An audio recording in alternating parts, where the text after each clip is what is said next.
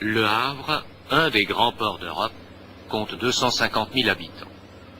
Il est situé à l'embouchure de la Seine, à quelques 200 km en aval de Paris, s'ouvre sur la Manche et par-delà sur l'Atlantique. Il est avec Rotterdam et Hambourg un des ports clés de la communauté européenne et le second port français après Marseille. Des navires de quelques 160 compagnies maritimes partent du Havre vers toutes les mers du globe et ils assurent le transport rapide des marchandises à destination et en provenance des grands centres industriels de la communauté.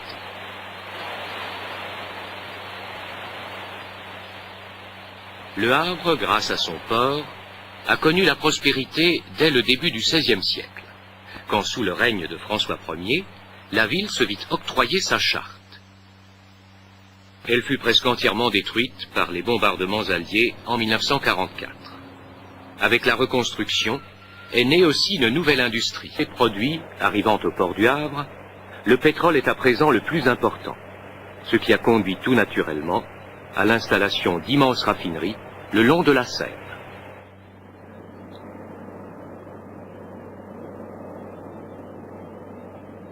Mais cette prospérité grandissante a entraîné avec elle des problèmes sur le plan de la répartition de ces richesses nouvelles. Et ce sont ces problèmes d'inégalité sociale qui ont largement influencé les élections générales de 1973. Les deux circonscriptions du Havre illustrent d'ailleurs parfaitement cette situation.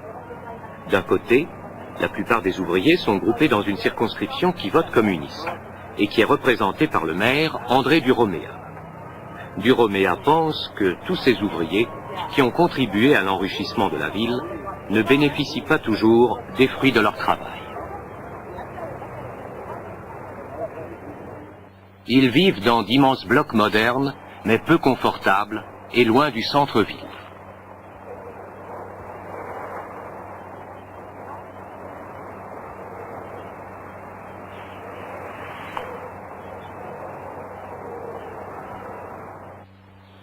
Dans l'autre partie de la ville, par contre, les gens plus aisés vivent dans les quartiers plus attrayants.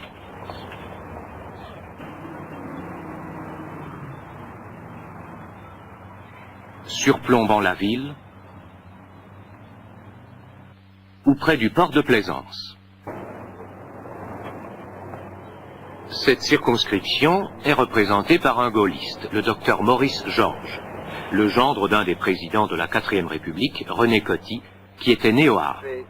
En tant que gaulliste, le docteur Georges relève la stabilité du pouvoir actuel, qui a su, selon lui, améliorer la situation économique de la France. Et cette amélioration de la situation économique a permis également de faire toute une série de réformes sur le plan social. Parmi ces réformes, il y a d'abord l'égalité des salaires entre l'homme et la femme.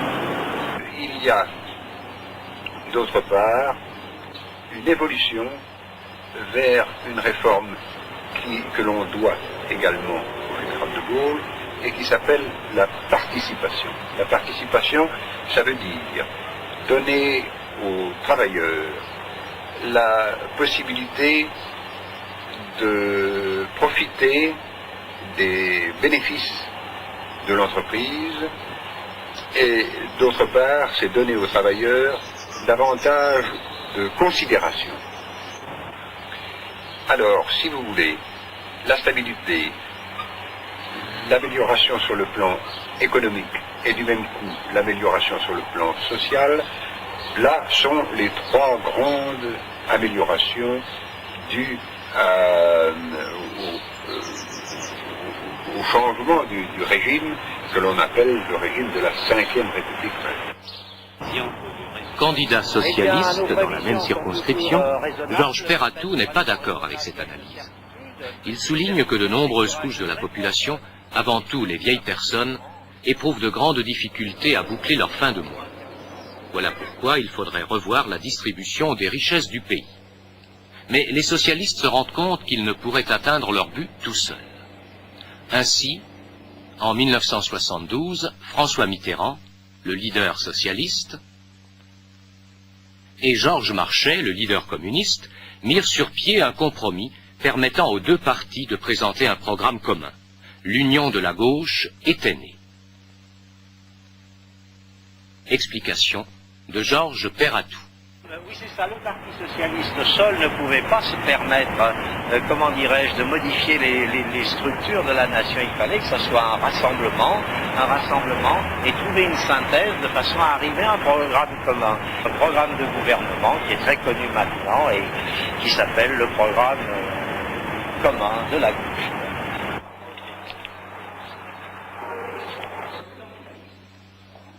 Les Français votent 2 dimanches consécutifs. Pour le premier tour de scrutin, n'importe quel candidat peut se présenter. Mais si aucun d'eux n'obtient 50% des voix, il y a ballottage et un second tour le dimanche suivant. Les candidats ayant obtenu moins de 10% des suffrages doivent se retirer. L'accord passé dans l'Union de la gauche précise qu'au second tour, donc en cas de ballottage, serait présenté comme candidat unique contre les gaullistes celui qui aurait obtenu le plus grand nombre de voix au premier tour. André Duroméa, maire du Havre, et lui-même candidat communiste, est fort bien placé pour expliquer le mécanisme d'une telle alliance. Bien, d'abord, je voudrais dire qu'au Havre, on a déjà une expérience de nos rapports avec le Parti socialiste, puisque depuis 1971, vous savez que nous avons une municipalité d'union démocratique dans laquelle participent, outre les communistes, des socialistes et aussi des radicaux de gauche, et des personnalités sans étiquette politique. Bien, depuis, de nouvelles choses sont venues et nous sommes arrivés à la signature d'un programme commun de gouvernement. Mais que pensent les habitants du Havre des prochaines élections? Le résultat, un faible changement, mais très très faible, c'est-à-dire qu'on retrouvera un faible changement, ça veut dire quoi? Disons de quelques postes sur le plan national, surtout, quelques pertes de postes de la majorité, c'est tout, mais sinon pas de changement, pas de grand changement. Et vous êtes content de... mais très satisfait, oui. On voudrait que ça change, comme tous les Français. Vous voulez un changement de gouvernement? Un changement, oui, parce qu'on a été vraiment trop pressurés l'année dernière. Point de vue impôt. Mais le désir de changement sera-t-il suffisamment fort pour permettre la mise en place d'un nouveau régime? Les gens de Graville s'apprêtent à aller aux urnes pour le premier tour. Graville est un des quartiers plus pauvres du Havre, avec ses HLM et des habitations plus vétustes aussi, surplombant la zone industrielle. C'est là l'essentiel de la circonscription du maire. Quand l'électeur arrive au bureau de vote, on lui remet différents bulletins de vote. Chacun d'eux porte le nom d'un des candidats. Dans l'isoloir, il place le bulletin de son choix dans une enveloppe et va déposer cette enveloppe dans l'urne.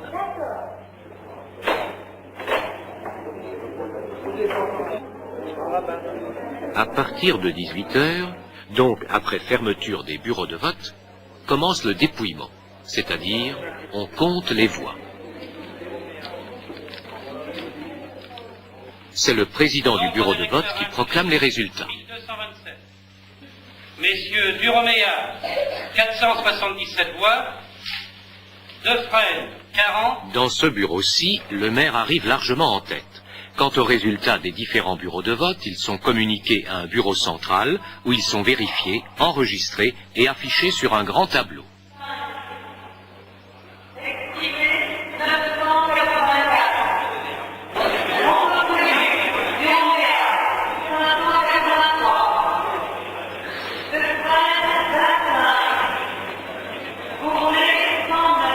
Proclamation des résultats.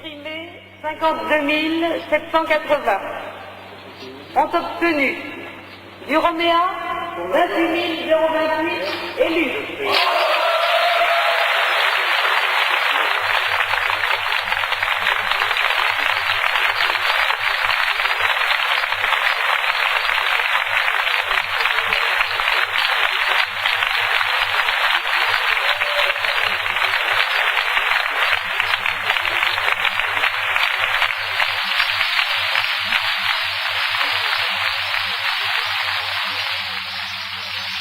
Le maire a gagné et a donc été réélu au premier tour dans sa circonscription. Mais dans la nuit du 5 mars, alors que parviennent peu à peu les résultats de la France entière, il apparaît qu'André Duroméa s'est trouvé dans une situation un peu spéciale, car il n'y avait jamais eu autant de candidats pour un second tour. Pourtant, il est possible de tirer quelques conclusions. Daniel Colliard, le candidat communiste, opposé dans l'autre circonscription au docteur Georges, analyse les résultats du scrutin. Eh bien, le premier tour des élections traduit d'une part un échec du pouvoir. Quand on regarde les choses sur un plan national, on constate que un peu plus d'un Français sur 3 a apporté sa voix à un candidat représentant une des formations actuellement au pouvoir. C'est donc, je crois, ça la première caractéristique, un échec sérieux pour le pouvoir. C'est aussi valable dans la circonscription où je suis candidat, la 6e circonscription de Seine-Maritime, puisque le député sortant, la dernière fois, avait été élu dès le premier tour, et cette fois-ci, il se retrouve avec seulement 28,7% des suffrages, perdant au passage 13 449 voix. C'est très important. La deuxième chose, c'est qu'il s'est traduit, justement, dans ces élections, une volonté de changement, qui a été très nette de la part de l'électorat de gauche, puisque la gauche enregistre une poussée, un progrès, et dans l'ensemble du pays, la gauche représente 45% des voix du premier tour. Alors, dernière remarque, dernière caractéristique, c'est la position des réformateurs.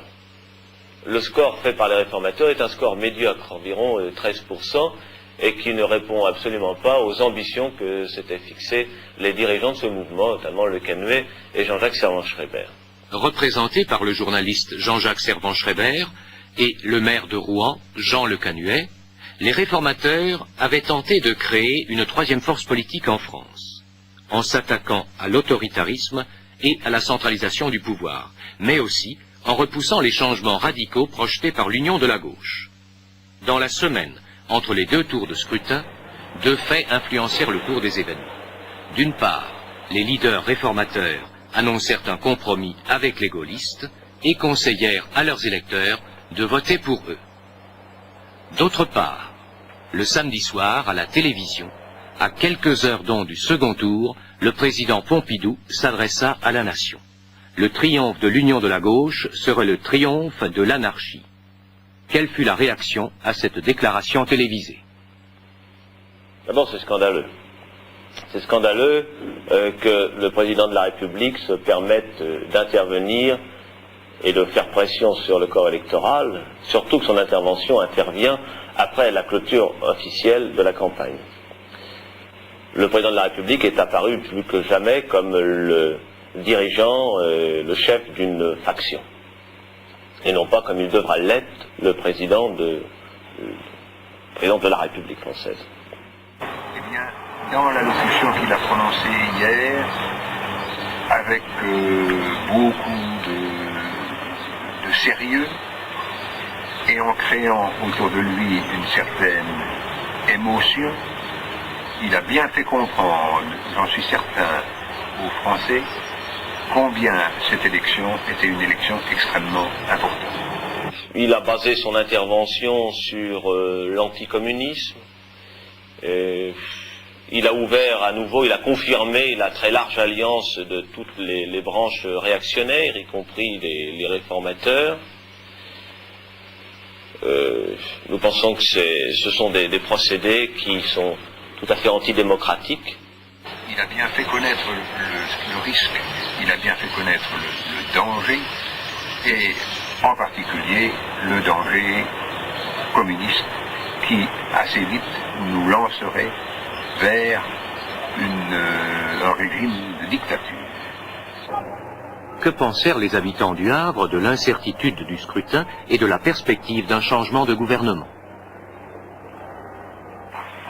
Je pense de toute façon que le gouvernement français aura ce soir ou demain matin quand même un net recul et qu'il pourra déjà tenir compte de ce net recul demandé par l'ensemble du peuple français.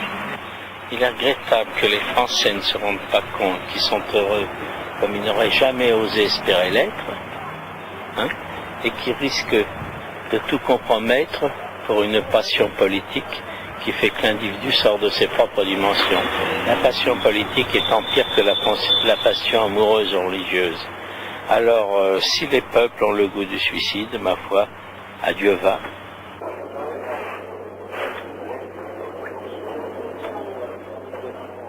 L'hôtel de ville était devenu le centre d'activité en vue de ce second tour, opposant le docteur Georges gaulliste à Daniel Colliard, représentant de l'Union de la gauche. Votant 1581.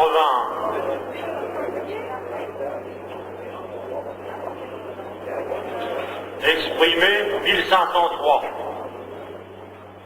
Les supporters de Daniel Colliard se découragèrent de plus en plus lorsqu'il devint évident que le docteur Georges s'acheminait vers une victoire facile. Obtenu. Georges 889.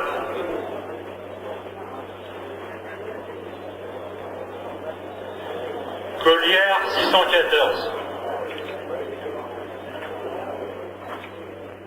Les résultats définitifs furent annoncés à 21h. Obtenu. Georges 28 632. Colliard 23 690. Maurice Georges avait gagné, mais avec une majorité réduite. Et en analysant les résultats de ces élections au Havre, il apparut en définitive qu'ils étaient conformes aux résultats pour l'ensemble de la France. Surpris peut-être par les résultats du premier tour, les Français décidèrent finalement de ne pas voter pour l'Union de la gauche, mais de donner la majorité de leurs voix aux gaullistes. Pourtant, au Havre, la gauche ne connut pas une défaite totale. André Duroméa fut envoyé à l'Assemblée nationale grâce à l'énorme confiance de ses électeurs. Daniel Colliard, de son côté, avait dans sa circonscription fait gagner des voix à la gauche. Mais pourra-t-elle durer, cette union de la gauche? L'union de la gauche va durer. Enfin, il faut qu'elle dure. C'est la seule condition qu'ils ont de gouverner un jour. Qu'elle dure. Quant au leader socialiste, François Mitterrand, il fit, après la défaite, cette réflexion. Les électeurs français sont inconstants. Le lundi, dit-il, vous jetez des artichauts dans la préfecture. Le mardi, des pommes de terre. Le mercredi, vous arrachez les pavés. Et le jeudi, vous cassez les vitres. Le vendredi, vous manifestez dans Paris en conspiant le ministre des Finances. J'ignore ce que vous faites le samedi, mais le dimanche, vous votez pour le gouvernement.